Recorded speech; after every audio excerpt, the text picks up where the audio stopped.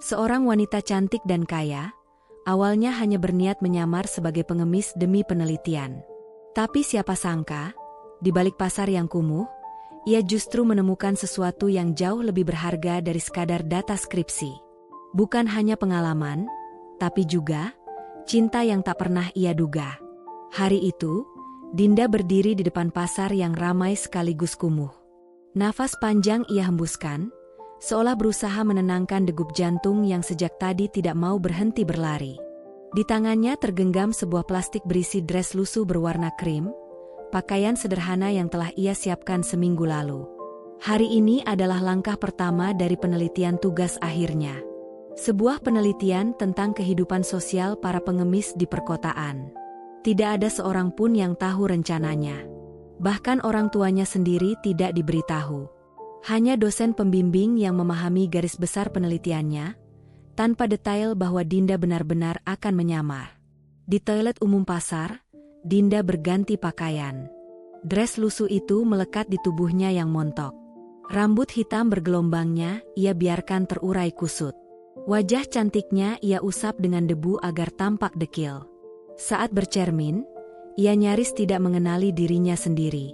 Mulai hari ini, aku adalah pengemis, gumamnya lirih. Keluar dari toilet, ia memilih duduk berselonjor di dekat pintu masuk pasar, tangan menengadah. Beberapa orang hanya melirik sekilas. Ada yang iba, ada pula yang acuh. Sebagian kecil melempar recehan 100 atau 200 rupiah ke plastik kecil di depannya. Jantung Dinda berdegup kencang, bukan karena malu, melainkan karena takut penyamarannya terbongkar. 1 jam berlalu, rasa lapar mulai menggerogoti perutnya. Ia sengaja tidak membawa bekal, agar benar-benar merasakan apa yang dirasakan pengemis sesungguhnya.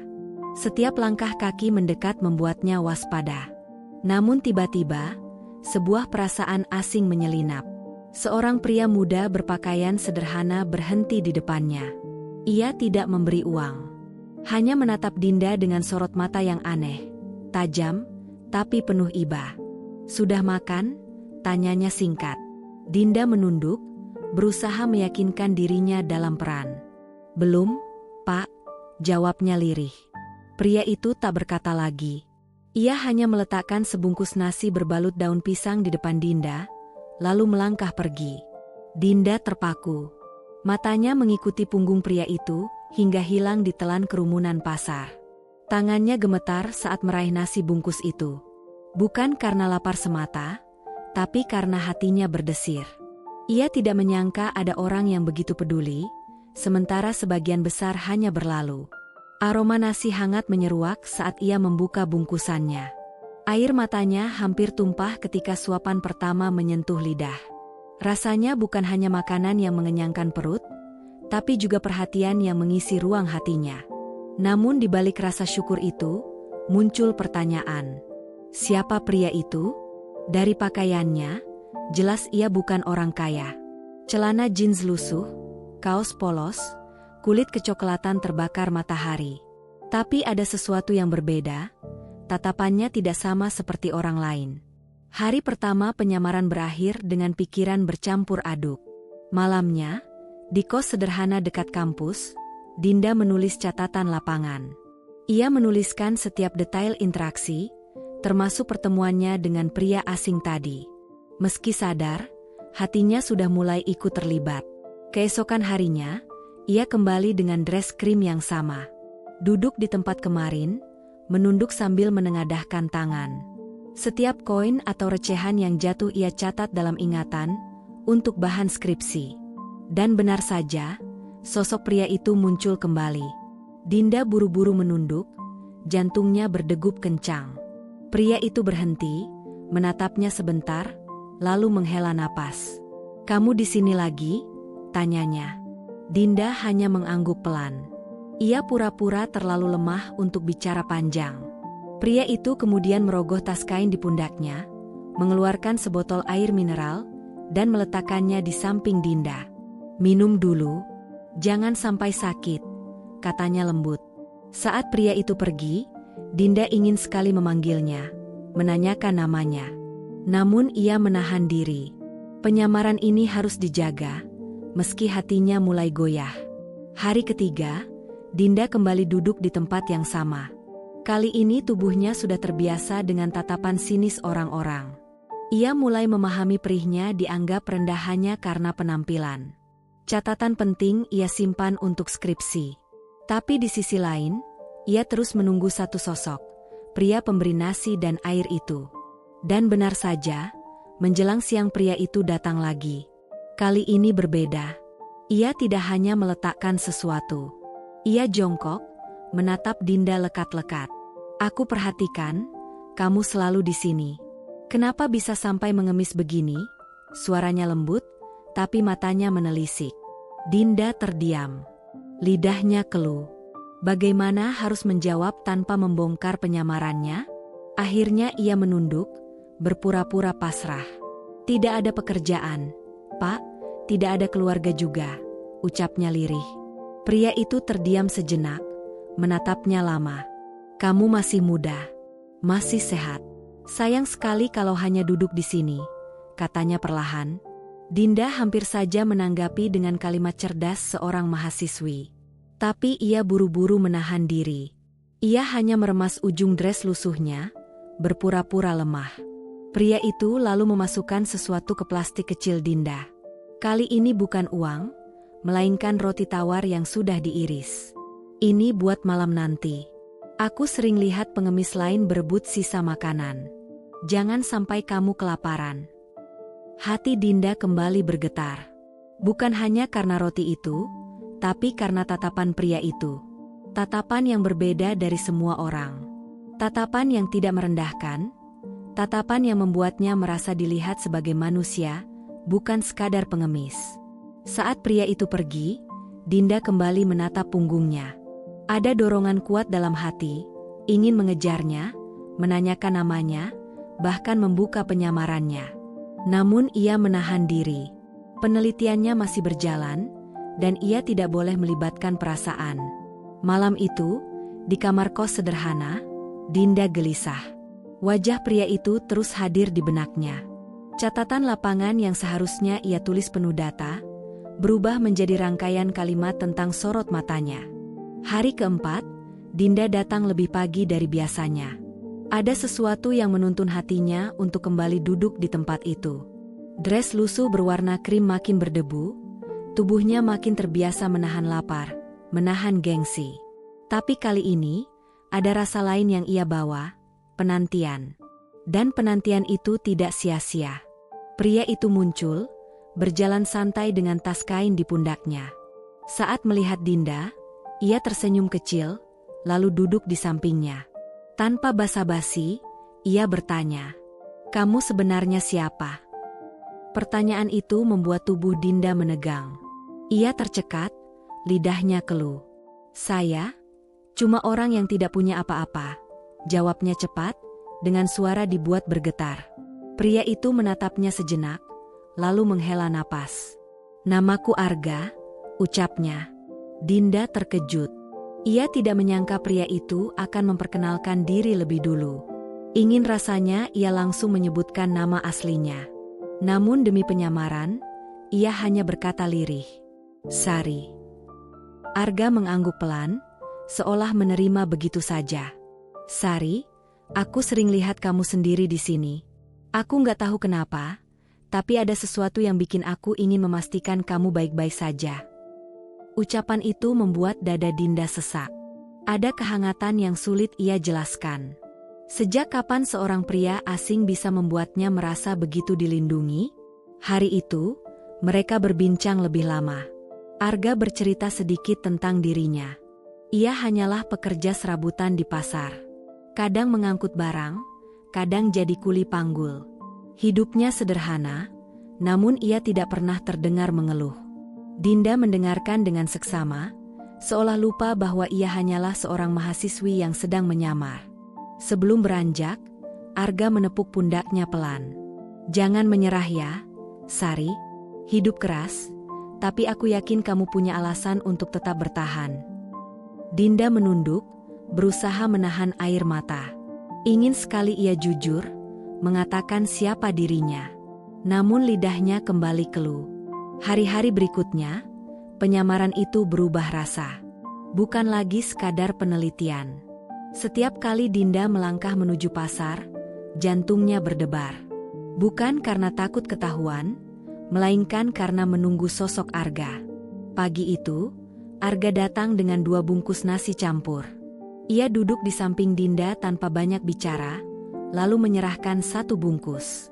Aku nggak tahu kamu sudah makan atau belum. Jadi, aku beli 2. Dinda tersenyum samar, pura-pura lapar. Terima kasih, Mas. Arga. Mereka makan bersama, duduk di lantai pasar yang kotor, tanpa peduli tatapan orang-orang. Saat itu, Dinda merasakan ketulusan yang jarang ia temui. Ia bahkan lupa sedang berperan sebagai pengemis. Namun setelah makan, hatinya gelisah. Ia sadar seharusnya mencatat interaksi, mengamati orang, mengisi data untuk skripsi. Tapi pikirannya hanya terpusat pada Arga. Seolah membaca hatinya, Arga menoleh. Tatapannya lama, dalam. Mel, aku tahu, mungkin kamu gak mau cerita. Tapi aku yakin kamu bukan pengemis biasa. Ada sesuatu di matamu. Kamu kelihatan berbeda. Kata-kata itu membuat Dinda terdiam kaku. Dadanya berdesir, jantungnya berdetak keras. Hampir saja ia membuka rahasia, namun kembali menahan diri. Aku cuma orang gak punya, Mas, jawabnya lirih. Arga tidak mendesak lagi, hanya tersenyum tipis. Kalau suatu hari kamu mau cerita, aku akan dengar. Sepulangnya ke kos, Dinda menatap laptopnya. Draft skripsi terbuka, menampilkan tulisan tentang kehidupan pengemis kota. Namun entah kenapa, semua terasa hambar. Jauh lebih hidup kisah nyata yang ia jalani bersama Arga. Ia menutup laptop, berbaring, menatap langit-langit kamar, dan larut dalam pikirannya. Hari ke-6, kedekatannya dengan Arga makin terasa. Mereka sudah terbiasa makan bersama, berbagi cerita. Arga bahkan mulai bercerita tentang keluarganya di desa. Ia hanya anak petani sederhana, merantau ke kota demi mencari rezeki. Hidupnya pas-pasan, tapi penuh keikhlasan. Dinda terpesona, namun juga semakin dilanda dilema. Arga pantas tahu siapa dirinya sebenarnya. Tapi setiap kali hendak berkata jujur, lidahnya keluh. Siang itu, sesuatu terjadi.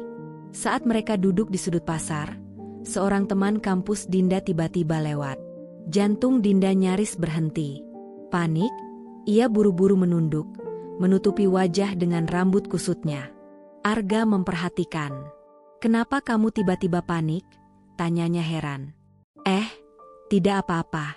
Aku cuma takut ketemu orang yang kenal-kenal, jawab Dinda terbata. Kening Arga berkerut. Maksudmu, masih ada keluarga? Atau teman? Dinda menelan ludah, bingung mencari alasan. Dulu ada, tapi mereka nggak mau tahu lagi, jawabnya singkat. Arga menatapnya lama. Sorot matanya tajam, seakan ingin menembus setiap kebohongan yang Dinda sembunyikan. Dan untuk pertama kalinya, Dinda merasa penyamarannya benar-benar terancam. Namun akhirnya, Arga hanya menghela napas dan memilih tidak bertanya lebih jauh. Menjelang sore, ia pamit lebih dulu untuk mengangkat barang di gudang pasar. Begitu sosok itu pergi, Dinda merasa kakinya lemas. Dadanya sesak oleh kesadaran betapa berbahayanya jika penyamarannya terbongkar. Bukan hanya skripsinya yang hancur, tapi juga hubungannya dengan Arga yang perlahan mulai tumbuh. Malam itu di kamar kos, Dinda berdiri di depan cermin. Bayangan dirinya menatap balik, wajah cantik, kulit putih bersih, jelas bukan seperti pengemis yang setiap hari ia perankan. Hatinya bergumam lirih, kalau Arga tahu aku berbohong, apa dia akan membenciku? Hari ke-7, ia kembali ke pasar dengan langkah berat.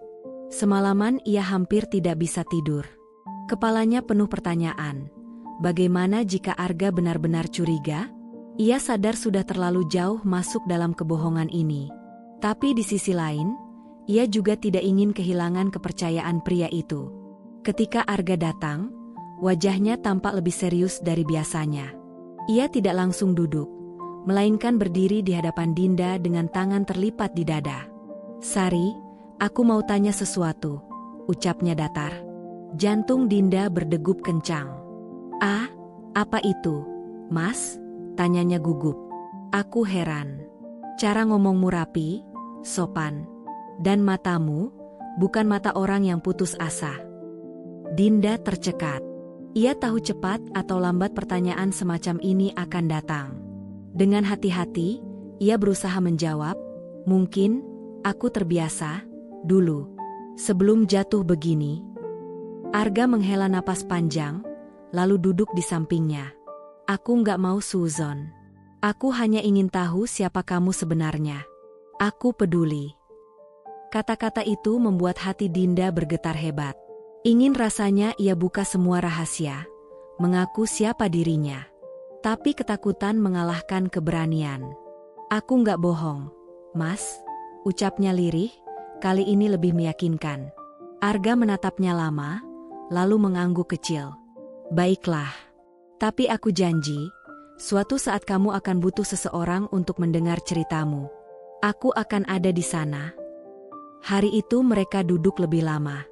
Namun suasananya berbeda, hening, penuh tanda tanya. Malamnya, di kos, Dinda hanya menatap layar laptopnya. Draft skripsi terbuka, namun hampir tak tersentuh. Pikirannya penuh hanya oleh satu hal. Bagaimana caranya tetap dekat dengan Arga tanpa menghancurkan kepercayaan yang mulai tumbuh. Hari-hari di pasar kini berubah arti. Semula ia datang demi penelitian, mengamati kehidupan pengemis, menulis catatan lapangan. Tapi sekarang, ada tujuan lain yang jauh lebih kuat, menunggu Arga. Setiap kali pria itu muncul, dunia seakan berhenti. Suara pasar yang riuh, aroma amis ikan, tatapan sinis orang-orang, semuanya lenyap. Yang ada hanya senyum tipis Arga ketika menyerahkan sebungkus makanan, atau sorot matanya saat menatap Dinda dengan penuh perhatian. Hari itu, Arga membawa pisang goreng hangat. Mereka duduk berdampingan di lantai pasar yang kotor, berbagi makanan seolah tak ada jarak. "Sari," kata Arga pelan, "kadang aku iri sama kamu." Dinda tersedak kecil. "Iri? Kenapa?" "Soalnya, meski kamu duduk di sini tiap hari, aku lihat kamu tetap punya cahaya di matamu. Sedangkan aku, kerja serabutan, masa depan gak jelas." Ia terkekeh getir. Dinda menatapnya lama. Ingin sekali ia berkata bahwa dirinya sebenarnya mahasiswi tingkat akhir, dengan masa depan yang jelas. Tapi ia hanya menggenggam ujung dress lusuhnya. "Masih ada yang lebih parah dari aku, Mas. Tapi kamu baik. Itu lebih berharga dari apapun." Arga menoleh, menatap dalam. Sekilas, Dinda merasa waktu berhenti. Dadanya berdebar, wajahnya memanas. Cepat-cepat ia menunduk, pura-pura sibuk dengan pisang goreng di tangannya. Sejak saat itu, Dinda tak bisa membohongi diri. Ia jatuh cinta. Bukan cinta biasa, melainkan cinta yang lahir dari ketulusan sederhana. Ironisnya, cinta itu tumbuh di atas kebohongan besar yang ia ciptakan sendiri. Hari berikutnya, Dinda datang ke pasar dengan hati yang semakin bimbang. Ia tahu waktunya singkat, penelitiannya harus segera dirampungkan. Tapi hubungannya dengan Arga makin dalam, sementara kebohongan yang ia pelihara terasa semakin rapuh, seperti benang tipis yang bisa putus kapan saja. Menjelang sore, Arga datang dengan wajah ceria. "Sari, aku mau ajak kamu ikut sebentar. Ada acara kecil di pos ronda dekat pasar. Mereka bagi-bagi makanan gratis. Kamu bisa ikut." Dinda gugup, tapi akhirnya mengangguk. Ia berjalan di samping Arga, tetap berusaha berperan sebagai pengemis lusuh. Namun malang, langkahnya terhenti ketika seorang ibu pedagang sayur tiba-tiba memanggil. Itu kamu kan? Dinda, dari kampus sebelah." Jantung Dinda seolah berhenti berdetak. Arga sontak menoleh cepat, menatapnya dengan ekspresi penuh tanda tanya. "Dinda?" ulangnya pelan, seakan mengecap nama itu untuk pertama kali. Wajah Dinda pucat. Ia tergagap, mencoba menyangkal. "Embe, bukan, Bu. Ibu salah orang." Namun pedagang itu bersikeras. "Ah, masa iya? Aku sering lihat kamu beli sayur di dekat kampus." Arga terdiam. Sorot matanya tajam, menusuk. Hening mendadak menyelimuti mereka. Dinda merasakan darahnya berdesir deras, wajahnya memanas. Dengan suara lirih, hampir berbisik, ia berkata, Aku bisa jelaskan, Mas." Saat itu, Arga melangkah mundur. Sorot matanya campuran antara kecewa dan kebingungan, membuat Dinda hampir tak sanggup menatapnya. "Jadi selama ini, kamu bohong?" Suaranya lirih, seperti menahan luka. Dinda tercekat. Air matanya sudah siap jatuh. Aku tidak pernah berniat mempermainkanmu, Mas. Aku hanya sedang melakukan penelitian skripsi. Aku harus merasakan kehidupan pengemis untuk memahami mereka." Arga menghela napas panjang, matanya tertuju ke tanah yang becek. "Jadi semua cerita, semua keluhan, tatapan lemah yang kau tunjukkan, itu semua hanya sandiwara?" Air mata Dinda akhirnya jatuh, membasahi pipinya. "Tidak, Mas. Tidak. Semua yang kurasakan bersamamu itu nyata. Perasaanku sungguh-sungguh." Tapi Arga tak menjawab.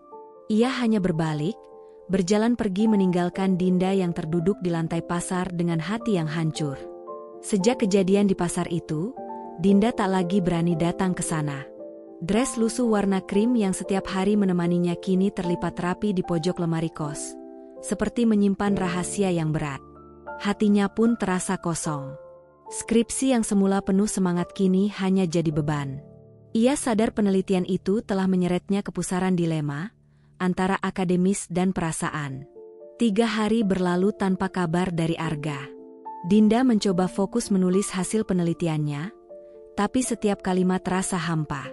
Pikirannya terus melayang pada tatapan kecewa pria itu. "Mungkin aku memang salah sejak awal," gumamnya lirih. Namun pada malam keempat, terdengar ketukan di pintu kosnya. Dinda terkejut saat melihat siapa yang berdiri di sana. Arga, dengan wajah lelah dan kaos lusuh yang sama. "Arga?" Suara Dinda bergetar. Arga menatapnya dalam. "Jadi ini kamu yang sebenarnya. Mahasiswi cantik, pintar, punya masa depan cerah, tapi berpura-pura jadi pengemis." Air mata Dinda langsung jatuh. "Aku salah, Mas. Aku hanya ingin penelitian ini nyata. Aku ingin tahu bagaimana rasanya jadi mereka yang dilupakan. Aku tidak pernah berniat mempermainkanmu." Arga terdiam lama, lalu melangkah masuk ke dalam kamar. "Yang membuatku marah bukan karena kamu mahasiswa, tapi karena kamu memilih bohong. Aku percaya kamu, Mel."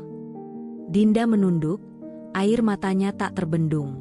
"Aku rela kalau Mas nggak mau melihatku lagi. Tapi tolong percaya satu hal, perasaanku padamu tidak pernah bohong." Hening menyelimuti ruangan itu. Perlahan Arga menghela napas panjang, lalu duduk di kursi. "Aku bukan orang hebat, Sari. Hidupku sederhana. Tapi kalau kamu benar-benar tulus, aku mau mencoba percaya lagi." Dinda terisak, lalu tersenyum di balik air matanya. "Aku janji, mulai sekarang tidak ada lagi kebohongan." Arga menatapnya, kali ini lebih lembut. "Kalau begitu, kita mulai dari awal. Aku Arga. Kamu siapa?" Dinda menghapus air matanya, tersenyum tulus. "Namaku Dinda." Mereka saling berpandangan. Dan untuk pertama kalinya, tak ada lagi penyamaran di antara mereka. Hanya 2 hati yang bertemu di luar rencana, di luar naskah skripsi. Namun nyata adanya. Terima kasih telah menyimak cerita ini. Jangan lupa untuk like video ini, subscribe channel kami, agar tidak ketinggalan cerita menarik lainnya. Sampai jumpa di cerita berikutnya.